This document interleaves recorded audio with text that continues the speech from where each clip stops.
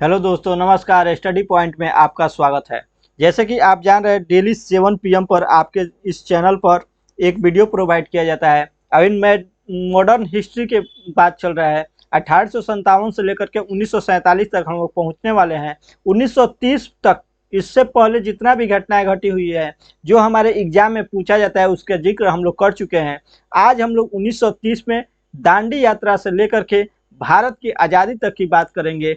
आपको, अगर आप इसके पहले का वीडियो नहीं देखे हैं तो आप जा करके डिस्क्रिप्शन में लिंक मिल जाएगा, शुरू से देखने का प्रयास कीजिएगा। इसमें कहानी के माध्यम से सभी टॉपिक को आपको कवर किया गया है, यानी क्रम से कितना कब क्या घटित हुआ, सभी चीज़ों को कवर किया गया है।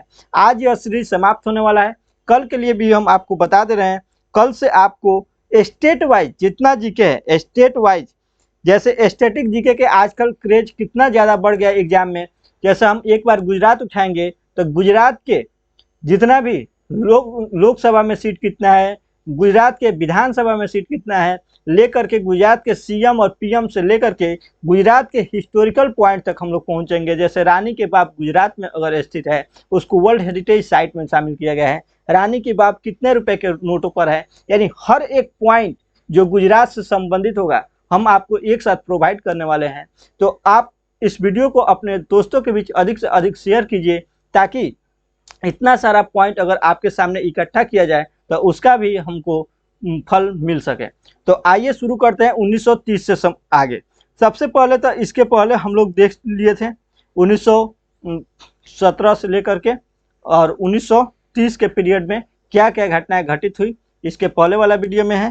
तो देखिए 1930 में क्या होता है, तो गांधी जी के द्वारा दांडी यात्रा यानी नमक सत्याग्रह शुरू किया जाता है।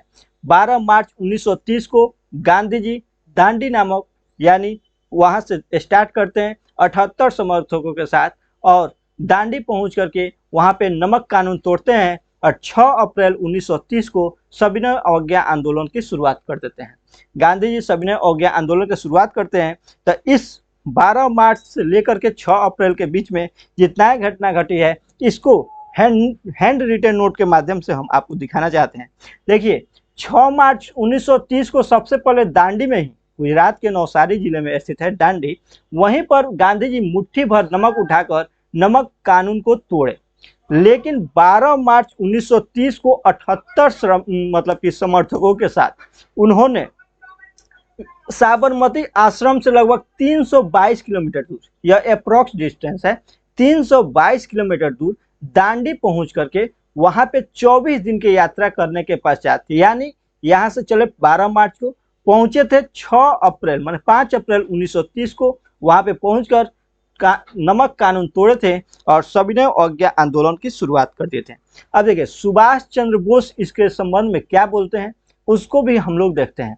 तो देखिए सुभाष चंद्र बोस इसको नेपोलियन का एल्बा से पेरिस की यात्रा से तुलना किए हैं।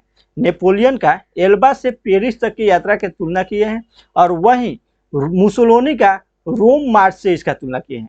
तो मुसोलिनी के रोम मार्च से और नेपोलियन के एल्बा से पेरिस तक की यात्रा के से तुलना गांधी जी के यह नमक मार्च जो है उसका तुलना सुभाष चंद्र बोस जी किए हैं। तो पूछ देता है कि नेपोलियन का एल्बा से पेरिस की ओर जाने वाली यात्रा जो गांधी जी के नमक सत्याग्रह से तुलना कौन किया है, तो सुभाष चंद्र बोस जी के द्वारा किया गया है। अब देखिए तमिलनाडु में सविनय अवज्ञा आंदोलन की शुरुआत यानी उसमें उसका नेतृत्व कौन कर रहा था, तो सी राजगोपालचारी के द्वारा किया जा रहा था। अब तो बात हुआ सविनय अवज्ञा आंदोलन वहां से स्टार्ट हो चुका है। अब सविनय अवज्ञा आंदोलन भी जैसे असहयोग आंदोलन 1920 में स्टार्ट होता है, 1922 में इसको स्थगित कर दिया गया, गांधी जी के द्वारा ही शुरू किया गया था।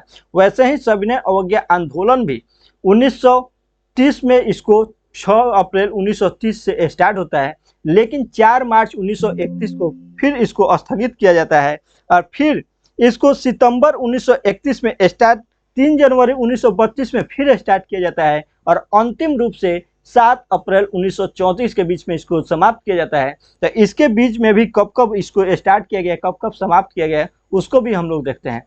तो देखिए 4 मार्च 1931 को गांधी इरविन समझौता हुआ था, जिसको दिल्ली पैक्ट यानी दिल्ली समझौता भी कहा जाता है।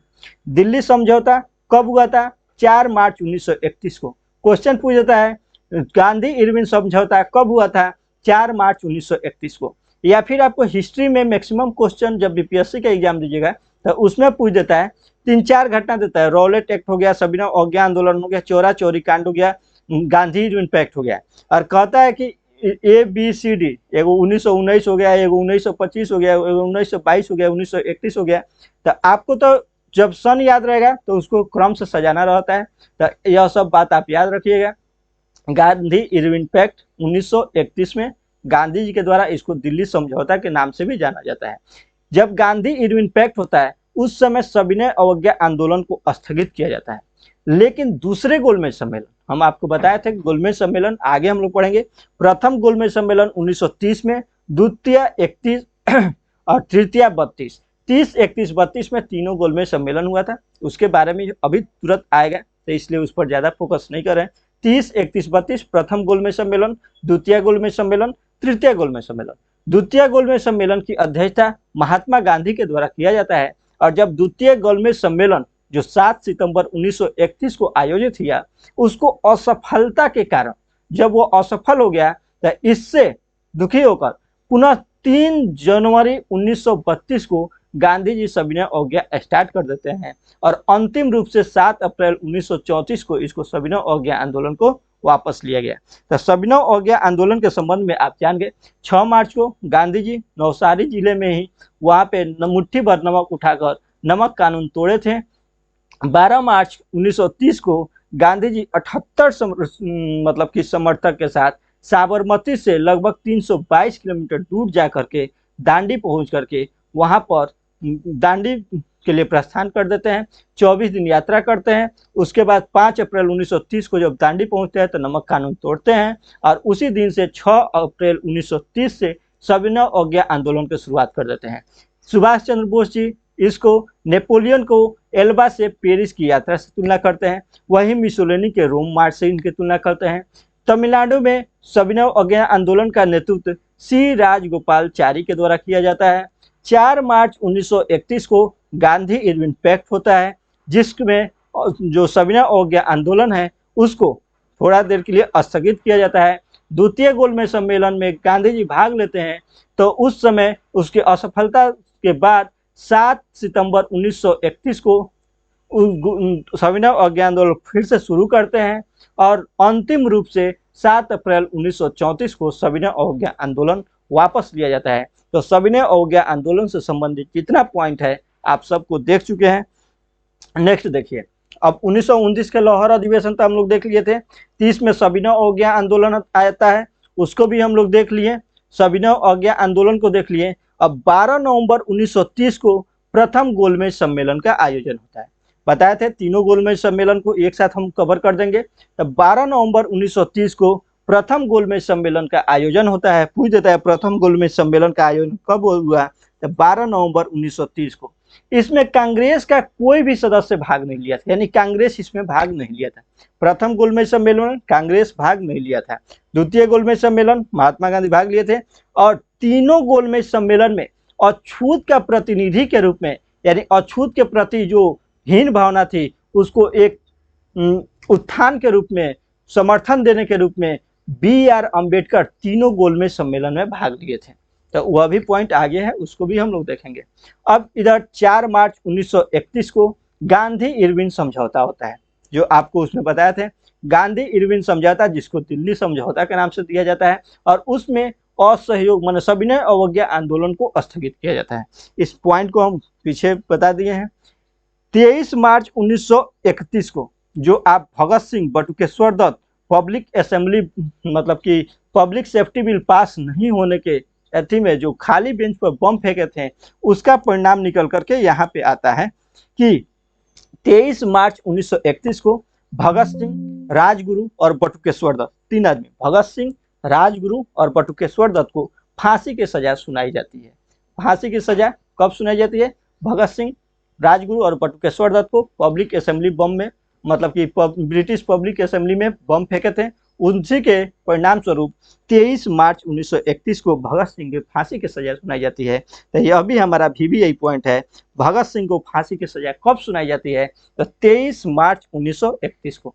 7 सितंबर 1931 को सेकेंड गोलमेज सम्मेलन होता है, यह असफल रहा। इस सम्मेलन की जो है कि गांधी जी के नेतृत्व में हो रहा था और इसी में गांधी जी ने बोला थे गांधी मर सकता है परंतु गांधीवादी नहीं। गांधी मर सकता है परंतु गांधीवादी नहीं। किस गोलमेज सम्मेलन में बोला गया? तो द्वितीय गोलमेज सम्मेलन में इसको बोला गया था। तो 30, 31, 32, 30 में क्या हुआ? प्रथम गोलमेज सम्मेलन, 31 में गांधी समझौता, 31 में ही 23 मार्च 1931 को भगत सिंह, सुखदेव और राजगुरु को फांसी की सजा हुई और 7 सितंबर 1931 को द्वितीय गोलमेज सम्मेलन हुआ जिसमें असफल रहा और गांधी जी सविनय अवज्ञा आंदोलन को फिर से शुरू कर देते हैं। अब देखिए 17 नवंबर 1932 को तृतीय गोलमेज सम्मेलन होता है। 17 नवंबर 1932 को तृतीय गोलमेज सम्मेलन होता है और तीनों गोलमेज सम्मेलन के समय ब्रिटेन के प्रधानमंत्री कौन था पूछ देता है। तो जेम्स रैमजे मैकडोनाल्ड ब्रिटेन के प्रधानमंत्री थे। कौन? James Ramsay MacDonald. और अछूत के रूप में तीनों गोलमेज सम्मेलन में कौन भाग लिए थे? अछूत के प्रतिनिधि के रूप में कौन भाग लिए थे? तब बी.आर. अम्बेडकर के द्वारा इसमें भाग लिया गया था। बी.आर. अम्बेडकर को आप जानते ही हैं, संविधान के ज्ञाता बी.आर. अम्बेडकर को कहा जाता है। बी.आर. अम्बेडकर ने ही अनुच्छेद 32 को संविधान की आत्मा कहे हैं।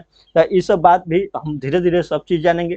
तो तीनों गोलमेज सम्मेलन के समय ब्रिटेन के प्रधानमंत्री कौन थे यह भी हमारा पॉइंट एग्जाम में पूछता है, इसलिए इसको सम्मिलित किया गया है। तो James Ramsay MacDonald, James Ramsay MacDonald, संभवतः यह आपको नहीं दिख रहा होगा। जेम्स रैमजे मैकडोनाल्ड और अछूतों के प्रतिनिधि के रूप में तीनों गोलमेज सम्मेलन में कौन भाग लिए? बी.आर. अम्बेडकर के द्वारा। तो 30, 31, 32 याद रखिएगा। 30, 31, 32। 30 प्रथम गोलमेज सम्मेलन, 31 द्वितीय गोलमेज सम्मेलन और 32 तृतीय गोलमेज सम्मेलन। तो यह बात तीनों आपको क्लियर हो गया। एक बार फिर देख लेते हैं। 30 में क्या हुआ? प्रथम गोलमेज सम्मेलन। 4 मार्च 1931 को गांधी इरविन समझौता हुआ, इसको दिल्ली समझौता के नाम से कहा जाता है। इसमें सविनय अवज्ञा आंदोलन को स्थगित किया गया। इसलिए यह क्वेश्चन पूछ देता है किस सम्मेलन के बाद गांधी ने सविनय अवज्ञा आंदोलन को स्थगित किए थे? तो Delhi Gandhi Irwin pact, Gandhi Irwin समझौता के ये, गांधी इरविन पैक्ट के ये, दिल्ली समझौता के ये। इसके तहत 4 मार्च 1931 में सविनय अवज्ञा आंदोलन को स्थगित किया गया था और 23 मार्च 1931 को भगत सिंह, राजगुरु और सुखदेव को फांसी की सजा सुनाई गई थी क्योंकि पब्लिक सेफ्टी बिल पास होने के विरोध में उन्होंने क्या किए थे? बम फेंके थे। पब्लिक सेफ्टी बिल क्या है उसके बारे में हम लोग पिछले वीडियो में पढ़ चुके हैं। 1931 में द्वितीय गोलमेज सम्मेलन होता है। 1931 में ही द्वितीय गोलमेज सम्मेलन में गांधी जी कहते हैं कि गांधी मर सकता है परंतु गांधीवादी नहीं। 17 नवंबर 1932 को तृतीय गोलमेज सम्मेलन होता है। नेक्स्ट देखिए, अब 32 तक आ गए। अब 35 में गवर्नमेंट ऑफ इंडिया एक्ट आता है। गवर्नमेंट ऑफ इंडिया एक्ट, इसको हिंदी में भारत शासन अधिनियम कहा जाता है। भारत शासन अधिनियम, भारत शासन अधिनियम। आप जानते हैं कि भारत के जो संविधान सभा का निर्माण हुआ उस समय मैक्सिमम पार्ट भारत शासन अधिनियम 1935 से लिया गया है। वैसे तो बहुत सारे देश से भारतीय संविधान को लिया गया है, जैसे संघ की शक्ति कनाडा से लिया गया है, हमारा राज्य के नीति निर्देशक आयरलैंड से लिया गया है, मौलिक कर्तव्य रूस से लिया गया है, मौलिक अधिकार अमेरिका से लिया गया है। लेकिन इन सबों के बावजूद मैक्सिमम पार्ट भारत शासन अधिनियम 1935 से लिया गया है। तो भारत शासन अधिनियम कब आया? 1935 में आया। 1 मई 1939 को सुभाष चंद्र बोस के द्वारा फॉरवर्ड ब्लॉक की स्थापना किया जाता है। क्वेश्चन पूछ देता है सुभाष चंद्र बोस फॉरवर्ड ब्लॉक की स्थापना कब किए? तो 1 मई 1939 को। 1 मई को मजदूर दिवस भी मनाया जाता है और सुभाष चंद्र बोस जी के जन्मदिन पर ही 23 जनवरी को क्या मनाया जाता है? पराक्रम दिवस मनाया जाता है। क्या? पराक्रम दिवस, पराक्रम दिवस। तो इस बात को भी ध्यान रखिएगा, पराक्रम दिवस आजकल हर एग्जाम में, बहुत सारा एग्जाम में पूछ रहा है। 23 जनवरी को सुभाष चंद्र बोस जी का जन्म हुआ था, उसी दिन पराक्रम दिवस मनाया जाता है। और 1 मई 1939 को सुभाष चंद्र बोस फॉरवर्ड ब्लॉक की स्थापना करते हैं। सुभाष चंद्र बोस के द्वारा फॉरवर्ड ब्लॉक की स्थापना कब किया जाता है? 1 मई 1939 को। 1 मई 1939 को। नेक्स्ट देखिए, अब 40 आता है। 24 मार्च 1940 को मुस्लिम लीग के द्वारा पाकिस्तान की मांग किया जाता है। 24 मार्च 1940 को मुस्लिम लीग के द्वारा। मुस्लिम लीग में किसके? तो मोहम्मद अली जिन्ना के द्वारा पाकिस्तान की मांग किया जा रहा है। 8 अगस्त 1940 को अगस्त प्रस्ताव आया। उस समय वायसराय लॉर्ड लिनलिथगो थे। तो पूछ देता है 8 अगस्त 1940 को जो अगस्त प्रस्ताव आया उस समय वायसराय कौन थे? Lord lawn Lithgow. तो 8 अगस्त 1940 को अगस्त प्रस्ताव आया और 1942 ईस्वी में भारत छोड़ो आंदोलन शुरू हो जाता है। 8 अगस्त 1942 को भारत छोड़ो आंदोलन शुरू हो जाता है। तो आप 39 से देखिए, सुभाष चंद्र बोस फॉरवर्ड ब्लॉक की स्थापना करते हैं। 24 मार्च 1940 को मुस्लिम लीग द्वारा पाकिस्तान की मांग किया गया। मुस्लिम लीग में किसके द्वारा? तो मोहम्मद अली जिन्ना के द्वारा। 8 अगस्त 1940 को अगस्त प्रस्ताव आ जाता है और 8 अगस्त 1942 को भारत छोड़ो आंदोलन शुरू हो जाता है। इसी में गांधी जी करो या मरो का नारा दिए। गांधी जी करो या मरो का नारा कब दिए थे? तो भारत छोड़ो अधिनियम माने भारत छोड़ो आंदोलन के समय गांधी जी करो या मरो का नारा देते हैं। अब देखिए इधर आज़ाद हिंद फौज एक संगठन के रूप में उभरता है, उसके बारे में भी हमारा एग्जाम में पूछ देता है। तो आज़ाद हिंद फौज से संबंधित कुछ बात है, उसको हम लोग देख सकते हैं। क्वेश्चन पूछ देता है कि आज़ाद हिंद फौज की स्थापना का विचार सबसे पहले किसके मन में आया? तो कैप्टन मोहन सिंह के मन में आया था। आज़ाद हिंद फौज की स्थापना का विचार सबसे पहले किसके मन में आया? तो कैप्टन मोहन सिंह के मन में आया था। वह प्रथम डिवीजन की स्थापना कैप्टन मोहन सिंह के द्वारा किया भी गया। कब किया गया? तो 1 सितंबर 1942 को 1 सितंबर 1942 को आज़ाद हिंद फौज की स्थापना कैप्टन मोहन सिंह के द्वारा किया भी जाता है। 1 सितंबर 1942 को आज़ाद हिंद फौज की स्थापना, आपको दिख रहा है, यही देख रहे थे, आपको यहाँ पे विजिबल नहीं हो पा रहा होगा थोड़ा सा। 1 सितंबर 1942 को आज़ाद हिंद फौज की स्थापना कैप्टन मोहन सिंह के द्वारा किया जाता है, फर्स्ट डिवीजन का स्थापना। लेकिन यह क्या हुआ? असफल रहा। असफलता के बाद रास बिहारी बोस को, मतलब कि इसका सफलतापूर्वक स्थापना कौन किया था? तो रास बिहारी बोस के द्वारा किया गया था। रास बिहारी बोस के द्वारा, राज लिखा गया, रास बिहारी बोस के द्वारा इसको सफलतापूर्वक स्थापना किया गया था। लेकिन इसको 1943 अक्टूबर 1943 को सुभाष चंद्र बोस को आज़ाद हिंद फौज का सर्वोच्च सेनापति बनाया जाता है। आज़ाद हिंद फौज के 3 ब्रिगेड बट गया, सुभाष ब्रिगेड, गांधी ब्रिगेड और नेहरू ब्रिगेड बनाया गया। और महिलाओं के लिए लक्ष्मीबाई रेजिमेंट बनाया गया था। महिलाओं के लिए लक्ष्मीबाई रेजिमेंट, 3 ब्रिगेड कौन कौन था? सुभाष, नेहरू और गांधी। सुभाष, नेहरू ब्रिगेड और गांधी ब्रिगेड। यानी आज़ाद हिंद फौज के बारे में देख लिए। सबसे पहले विचार आया कैप्टन मोहन सिंह के मन में। 1 सितंबर 1942 को कैप्टन मोहन सिंह इसके स्थापना किए, लेकिन यह असफल रहा। सफलतापूर्वक स्थापना का श्रेय रास बिहारी बोस को दिया जाता है।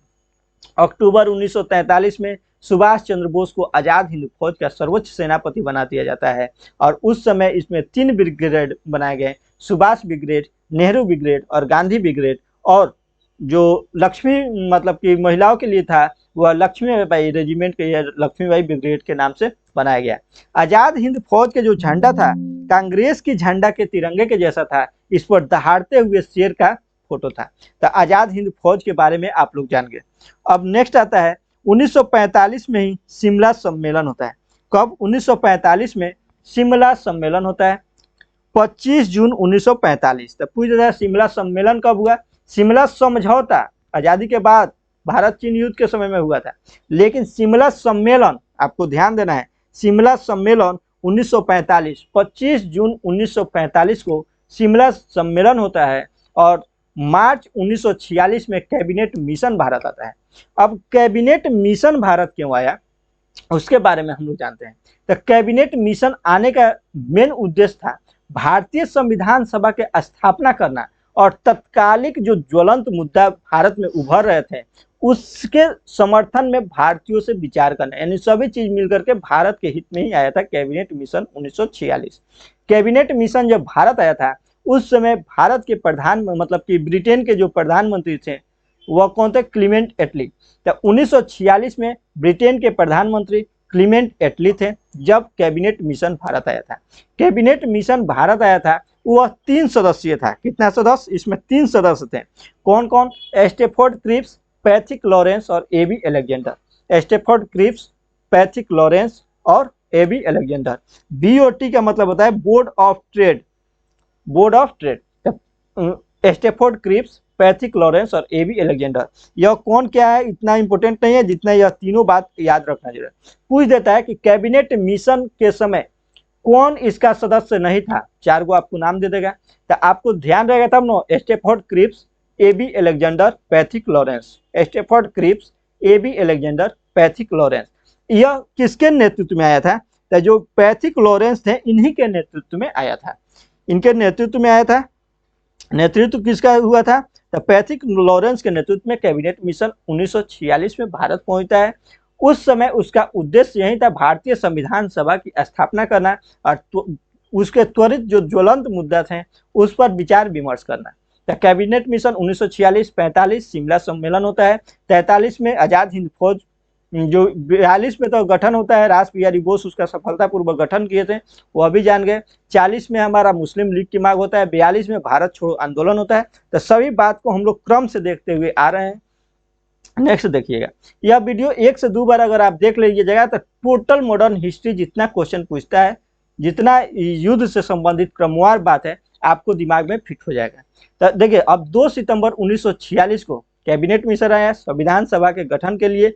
उस समय 2 सितंबर 1946 को अंतरिम सरकार की गठन हो जाता है। इसमें अंतरिम सरकार की गठन में जवाहरलाल नेहरू को इसमें प्रधानमंत्री बनाया गया। तो अंतरिम सरकार की गठन होता है, जवाहरलाल नेहरू इसके प्रधानमंत्री बनते हैं। 6 दिसंबर 1946 को संविधान सभा का गठन हो जाता है। संविधान सभा का गठन क्वेश्चन पूछ देता है कब हुआ? 6 दिसंबर 1946 को संविधान सभा का गठन होता है। 3 जून 1947 को माउंट बेटन योजना आया है। 3 जून 1947 को माउंट बेटन योजना आया है और अंततः 15 अगस्त 1947 को हमारा भारत आज़ाद हो जाता है।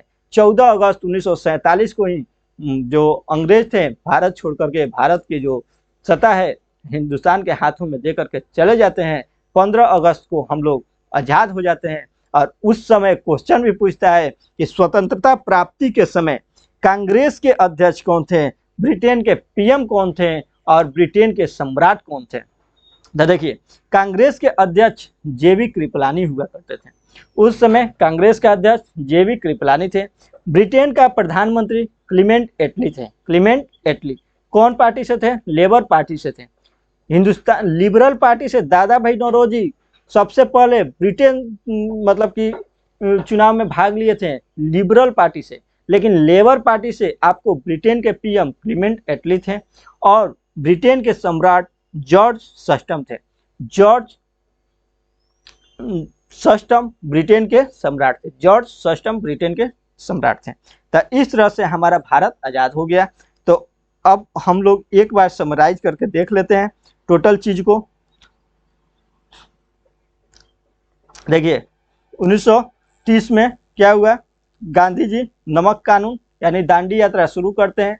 1931 में ही उन्होंने क्या किए? 6 अप्रैल 1930 को नमक कानून तोड़ा और असहयोग आंदोलन स्टार्ट कर देते हैं। जो गांधी इरविन पैक्ट होता है उसमें नमक कानून को एक बार स्थगित किया गया, लेकिन फिर उसको शुरू कर दिया गया और अंतिम रूप से 1934 में इसको स्थगित किया जाता है। प्रथम गोलमेज सम्मेलन, द्वितीय गोलमेज 30, 31, 32, प्रथम, द्वितीय, तृतीय तीनों गोलमेज सम्मेलन में बी आर अम्बेडकर आए थे। और ब्रिटेन के प्रधानमंत्री कौन थे? तो जेम्स मैकडोनाल्ड थे।